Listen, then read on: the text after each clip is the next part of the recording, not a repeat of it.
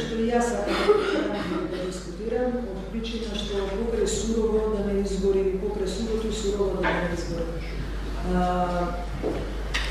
Каде е објективноста ако донесеме одлука сите рамби да се дистанцираат, дека се бесправни?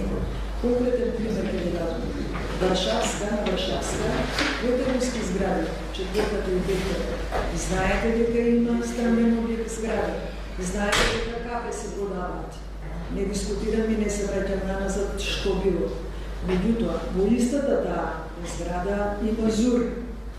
И сега, како станарите од четвртата и од петката, две руски згради, не може да си дојдат до тоа не е паркинг, не знам до што е, тоа е пристап, а соодветно урбанистите знаат дека секој стамбен објект по урбанистички план мора да има точно определени паркинг места. Значи, не може тие да се дојдат во своите од купувачите на ЗУР. Значи, ставиле рамка, како не знам, не ме интересира дали е легално, нелегално, меѓутоа, сега, да ги оштетиме овие две згради кои што и онака веќе се оштетени, за да купувачите, ама тоа е само 5 минути, 10 минути да купувам, ама до цел ден во ЗУР се купува, се влегува и се излегува.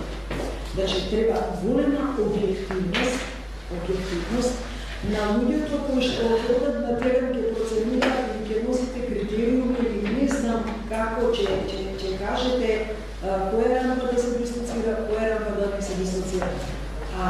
Апсолутно дека сите рамки треба да се тргнат, не се согласувам. Не се согласувам од причина што станарите од тие згради имаат предимство. Предимство има. Па сега не може да купувате и да им паркирате таму каде што не треба да паркирате, купувате од Веро, таму има паркинг.